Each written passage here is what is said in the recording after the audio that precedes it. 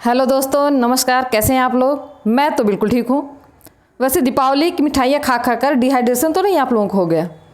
भाई, हम हिंदुस्तानियों को नहीं होता क्योंकि हर साल हम खाते रहते हैं, लेकिन कुछ पाकिस्तानियों को मिठाइयाँ देख देख कर डिहाइड्रेशन हो गया। ऐसा ही कुछ हुआ है अब्दुल रज्जाक को। तो आइए सुनते हैं इस वीडियो में। चलते हैं, वीडियो शुरू करते हैं। आइए देखते हैं। दोस्तों, कहते हैं भैंस पूंछ उठाएगी तो गोबर ही करेगी। उसी तरह एक जाहिल पाकिस्तानी मुंह खोलेगा तो बकवास ही करेगा। एक तो इनका दिमाग पहले ही कम काम करता था, दूसरा जब से ये वर्ल्ड कप में जलील हुए हैं तब से इनकी बची खुची बुद्धि भी भ्रष्ट हो चुकी है। बाय गॉड, दुनिया में मैंने कई बेशर्म कौमें देखी हैं मगर ऐसी बेहया नस्ल नहीं देखी। बाकी टीमें एक मैच हारने के बाद नया प्लान बनाती हैं, ये लोग ऐसे जलील हैं कि हर हार के बाद नए नए बहाने बनाते हैं। कभी इन्हें लगता है कि मैच में दर्शकों के जय श्री राम के नारे लगाने से इनके प्लेयरों की टांगे कांप गई। कभी इन बेईमानों को लगा कि इंडियन बॉलर्स गेंद में चिप लगाकर बॉल स्विंग करवा रहे हैं। कभी इन जाहिलों को लगा कि हम मैदान में दिल दिल पाकिस्तान न बजने से हार गए। और अब तो इन कबर खोदों ने हद ही पार कर दी है। फॉर्मर पाकिस्तानी खिलाड़ी अब्दुल रज़ाक ने कुछ ऐसा बोल दिया कि जिससे उस पूरी कौम की घिनौनी सोच का पता चलता है। ये पता चलता है कि ये लोग औरतों के बारे में क्या सोचते हैं। ये पता लगता है कि ये लोग गैर मुसलमानों के बारे में क्या सोचते हैं। ये पता लगता है कि आखिर क्यों हमारे बड़े बुजुर्ग कह गए हैं कि लातों के भूत बातों से नहीं मानते। तो क्या कहा रज़ाक ने और कैसे उनके स्टेटमेंट को सिर्फ उनकी फिसली जुबान बताकर उनको माफ नहीं किया जा सकता, आइए इसी पर अपना थोड़ा टाइम खराब करते हैं। नमस्कार दोस्तों, जय हिंद। मैं हूं रौनक। कहते हैं एक इंसान लाइफ में कितना आगे जाएगा इसका इस बात से पता चलता है कि वो अपनी हार पर कैसे रिएक्ट करता है। इस लिहाज से देखें तो ये साफ हो गया है कि पाकिस्तानियों को फ्यूचर में भी जूते पड़ने वाले हैं। अमा यार, मैच हार गए हो, टूर्नामेंट से बाहर हो गए हो, थोड़ा अपनी गिरेबान में झांको, क्या गलतियां हुई हैं उन पर फोकस करो और आगे बढ़ो। मगर नहीं, ये लहसुन के पकौड़े ऐसे हैं जो बिना जलील बात किए मानते ही नहीं। कॉमन मैन अगर बकवास करे तो फिर भी बंदा इग्नोर कर दे, मगर जब आपके इंटरनेशनल प्लेयर भी सरेआम हगने लगे तो अल्लाह ही मालिक है। पहले आप ये बयान सुनिए, फिर आगे बात करते हैं। दिखाओ भाई। अगर आपकी सोच ये है कि मैं ऐश्वर्या से शादी करूं और वहां से बड़ा नेक परहेजगार बच्चा पैदा हो, तो कभी भी नहीं हो सकता। सुना आपने? ये चूसी हुई गुठली पीसीबी को क्रिटिसाइज करते करते ऐश्वर्या राय को गाली दे गई। ये स्पाइडरमैन का सड़ा हुआ अंडरवेयर बोल रहा है कि अगर आप ऐश्वर्या राय से शादी करोगे तो फिर उससे गुणवान बच्चे कैसे पैदा कर लोगे। मतलब हद होती है नीचता की। और ये बात कोई आम पाकिस्तानी नहीं कर रहा है, वहां का फॉर्मर क्रिकेटर ये बात कर रहा है। सोचिए, जो पूरी दुनिया घूमा है, जिसने घूम घूम कर ये देखा है कि दुनिया में कितना खुलापन है, कैसे औरतें हर मामले में मर्दों की बराबरी से काम कर रही हैं, इसके बावजूद इस आदमी में इतनी अकल नहीं है कि अपने क्रिकेट बोर्ड की बुराई करते करते किसी औरत को गाली नहीं देनी होती। भैया, मैं पूछता हूं, क्या मतलब है इस बात का कि आप ऐश्वर्या राय से शादी करोगे तो आपको गुणवान औलाद नहीं पैदा होगी? ऐश्वर्या राय हिंदुस्तान की बेहतरीन अदाकारा हैं, भारत के सबसे इज्जतदार घर की बहू हैं, फॉर्मर मिस वर्ल्ड रही हैं, मिस इंडिया रही हैं, एक से एक बेहतरीन फिल्मों में उन्होंने काम किया है। 25 साल के अपने करियर में उन्होंने आज तक एक हल्की बात नहीं की। हमने किसी कंट्रोवर्सी में उनका नाम नहीं सुना और ये आदमी उस औरत के लिए ऐसी बात कर रहा है। अगर आपकी सोच ये है कि मैं ऐश्वर्या से शादी करूं और वहां से बड़ा नेक परहेजगार बच्चा पैदा हो, तो कभी भी नहीं हो सकता। ऐश्वर्या को गाली दी सो दी। इस जाहिल ने एक पल के लिए भी ये नहीं सोचा कि जब मैं ये कहूंगा कि ऐश्वर्या से शादी करके आप एक नेक औलाद की उम्मीद कैसे कर सकते हैं, तो ये बात सुनकर खुद उनकी बच्ची कितनी शर्मिंदा होगी। सच में यार, जब से मैंने ये बात सुनी है मन से यही निकल रहा है, बड़ा हरामी हो बेटा।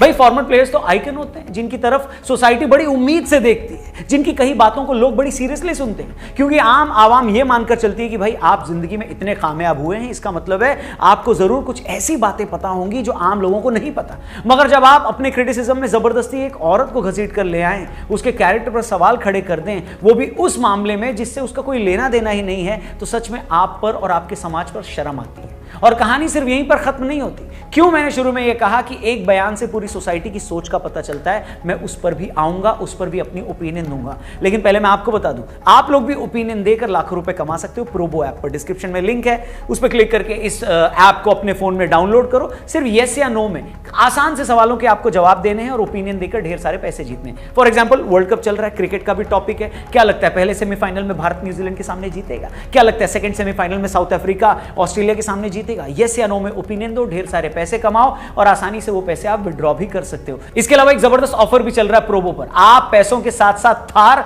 बुलेट और आईफोन भी जीत सकते हो। जी हां, बिल्कुल सही सुना आपने। 13 नवंबर से 19 नवंबर तक जो भी बेस्ट 1000 ट्रेडर्स होंगे उन सबको मिलेगा बड़े से बड़ा रिवॉर्ड। तो जल्दी से प्रोबो डाउनलोड करो, ओपिनियन दो और पैसे कमाओ। वीडियो में आगे बढ़ो। चलिए फिर से उस मुद्दे पर आते हैं। जैसा मैंने वीडियो के स्टार्टिंग में कहा कि अब्दुल रज़ाक ने ऐश्वर्या राय पर जो कहा वो सिर्फ जबान फिसलने का मामला नहीं है। आप उस क्लिप को फिर से देखिए और नोट कीजिए कि जब अब्दुल रज़ाक ये स्टेटमेंट दे रहे थे, जब ये बोल रहे थे, तो बाकी प्लेयर्स के रिएक्शन क्या थे? मैं ऐश्वर्या से शादी करूं और वहां से बड़ा नेक परहेजगार बच्चा पैदा हो तो कभी भी नहीं हो सकता। तो आपको पहले नीयत अपनी ठीक करनी पड़ेगी। देखा आपने, जब रज़ाक ने ऐश्वर्या राय वाला स्टेटमेंट दिया तो उसे सुनते ही हम सब शॉक्ड हो गए। मगर उस वक्त रज़ाक के अगल बगल में बैठे उमर गुल और शाहिद अफरीदी दोनों हंस रहे थे, उस पर तालियां बजा रहे थे। मतलब रज़ाक ने जो गोबर किया सो किया, मगर क्या साथ में बैठे बाकी लोगों को भी नहीं समझ में आया कि यार ये तो बहुत ही गलत बात बोल गया?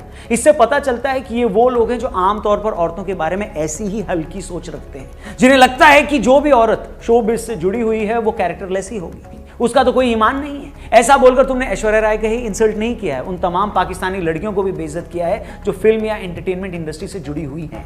अरे बाप रे, ये तो धोती खोल रहा है। तुम्हारे हिसाब से अगर पेशे से इंसान का कैरेक्टर डिफाइन होता है तो फिर क्या सबसे ज्यादा पवित्र पेशा मौलवियों का होना चाहिए? मगर क्या अब्दुल रज़ाक को नहीं पता कि पाकिस्तान के मदरसों में मौलवी छोटे छोटे बच्चों के साथ कैसे घिनौने काम करते हैं? जो गरीब माँ बाप अपने बच्चों को प्राइवेट स्कूल में नहीं पढ़ा पाते, इस महंगाई में उनकी परवरिश नहीं कर पाते, वो सब इस उम्मीद में पाकिस्तानी मदरसों में अपने बच्चों को छोड़ देते हैं कि वो वहां दीन की तालीम लेगा। और इसी बात का फायदा बहुत सारे मौलवी इन मदरसों में उठाते हैं। मैं फिर दोहरा दूं, इन पाकिस्तानी खिलाड़ियों की तरह मैं इतना जाहिल नहीं हूं कि सभी को एक ही रंग में रंग दूं, मगर यह हकीकत है। खुद पाकिस्तानी मीडिया में रिपोर्ट्स हैं, हर साल दसियों ऐसे मामले आते हैं जहां यह पता चलता है कि बहुत सारे मौलवी मदरसों में बच्चों को एक्सप्लॉइट करते हैं। और ऐसा है जो कि है भी। तो अगली बार किसी घटिया आदमी का जिक्र होना, रज़ाक भाई उस एग्जाम्पल में उस मौलवी से भी उसे कंपेयर कर देना, फिर देखना तुम्हारा क्या हश्र होता है। और ये बात मैं सिर्फ और सिर्फ इसलिए कर रहा हूं कि भाई किसी के पेशे से कोई पवित्र नहीं हो जाता और न ही बदनाम हो जाता है। न कोई मौलवी बन जाने से बहुत पाक साफ हो जाता है और न कोई एक्टर होने से बेहया हो जाता है। और तुम होते कौन हो एक औरत के लिए ऐसी बात करने वाले? इसीलिए मैंने शुरू में कहा कि ये कौम ही जाहिलों की है। मैच हारने पर रज़ाक ऐश्वर्या राय को गाली दे रहे हैं। इससे पहले एक और चोमू हसन रजा कह रहे थे कि बीसीसीआई चीटिंग कर रही है, वो इंडियन बॉलर्स को अलग बॉल देती है, वो ज्यादा स्विंग करती है। जब मैं ये सब सुनता हूं ना तो मुझे तारिक फतेह साहब की वो बात याद आ जाती है कि एक कौम इतने जाहिल कैसे पैदा कर सकती है? आप खुद इंटरनेशनल क्रिकेट खेले हो, यह भी नहीं पता कि मैच में क्रिकेट बोर्ड खिलाड़ियों को बॉल नहीं देता, बल्कि मैच से पहले दोनों टीमों के कप्तान जो 10-12 अवेलेबल बॉल होती हैं उनमें से 2 बॉल सिलेक्ट करते हैं, फिर वो बॉल अंपायर्स के पास जाती है और अंपायर्स के थ्रू ही टीमों को बॉल मिलती है। मगर ये कतई जाहिल बात हुई, आपको तो समझ में आती नहीं। तू क्या बोल रही है? ऐसे कुछ और बंदर छाप ये बोल रहे थे कि बीसीसीआई डीआरएस सिस्टम से भी गड़बड़ी करवा रहा है। इनकी बात सुनो और फिर अपना सर किसी दीवार में दे मारना। सुनो, डिसीजन रिव्यू सिस्टम का अंतिम संस्कार कर दिया 6 के 6 इंडिया के फेवर में। क्या मजाक हो रहा है यार? अरे डीआरएस सिस्टम क्या तुम्हारे पप्पा का गल्ला है? क्या वो गन्ने के जूस की मशीन है जहां जय शाह बैठकर गड़बड़ी कर रहे हैं? भले ही ऊपर वाले ने थोड़ी दी है, लेकिन जितनी भी दी है उतनी अकल तो लगाओ। अरे मतलब हद है यार, पूरा टूर्नामेंट तुमने रोते रोते निकाल दिया। कभी जय श्री राम के नारे सुनकर अपनी चूड़ियां तोड़ दी, कभी दिल दिल पाकिस्तान नहीं बजाया ये बोलकर गधे की तरह जमीन पर लौट गए, कभी बिरयानी खाने के नाम पर पानी की टंकी पर चढ़ गए, कभी डीआरएस को गाली दे दी, कभी आईसीसी को बिका हुआ बता दिया। अबे चौथी फेल हो क्या? तुमने अपनी इज्जत चीनियों के हाथों नीलाम कर रखी है क्या? तुम्हारे यहां कुछ लोग 2 बोरी आटे के लिए शेखों के बिस्तर गर्म करते फिरते हैं, तो इसका मतलब ये नहीं कि सारी दुनिया ही बिकी हुई है। एक मैच हारते हो तो कभी अपने खिलाड़ियों को बिका हुआ बता देते हो, तो कभी आईसीसी को। अच्छा, हमको सिखा रिया है। सच कहूं ना तो मुझे तुमसे अब हमदर्दी भी नहीं होती है। मुझे पता है कि आज कुछ पाकिस्तानी थोड़ा तमीज में रहकर बात भी कर रहे हैं, वो भी सिर्फ इसलिए क्योंकि तुम्हारी टीम जलील होकर बाहर हुई है, तभी वो तमीज दिखा रहे हैं। मगर मुझे अच्छे से पता है और इतिहास इस बात का गवाह है कि तुम में से कुछ लोग इतने ओछे हैं, इतने हल्के हैं कि तुम एक आध मैच अगर गलती से जीत गए ना तो तुम फिर से क्रिकेट में मजहब को घुसा दोगे, अपनी टीम की जीत को इस्लाम की जीत बता दोगे। तुम्हारे खिलाड़ी इसके बहाने हिंदुओं को गाली देने लगेंगे। और तुम्हें एक राज की बात बताता हूं, इधर आओ। तुम हर बात पे कहते हो ना कि ये कुदरत का निजाम है, कुदरत का निजाम है। तुम जानते हो तुम्हारी टीम 12 साल से वर्ल्ड कप के सेमीफाइनल में नहीं पहुंची है क्योंकि यही कुदरत का निजाम है।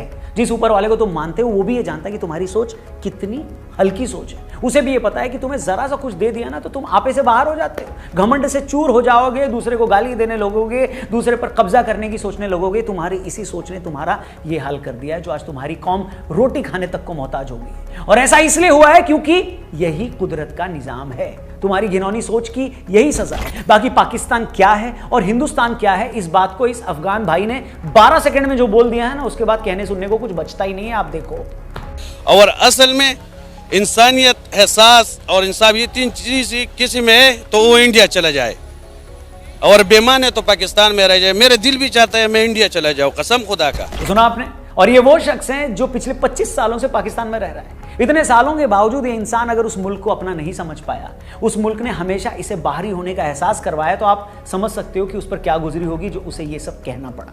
बाकी और क्या कहूं, सब कुछ आपके सामने। उम्मीद करता हूं इस वीडियो में कई बातों से आप सहमत होंगे। बाकी आपकी भी रज़ाक के बयान पर अगर कोई प्रतिक्रिया है, राय है, ओवरऑल पाकिस्तान में हार के बाद जो रोना स्यापा मचा है, उस पर अगर आप कुछ सोचते हैं तो कमेंट बॉक्स खुला हुआ है, प्लीज जरूर शेयर करिएगा अपने नाम के साथ। बाकी अपनी ओपिनियन देकर अगर आपको ढेर सारे पैसे जीतने हैं तो डिस्क्रिप्शन में प्रोबो ऐप का लिंक दिया, उस पर क्लिक करके इस ऐप को डाउनलोड करो।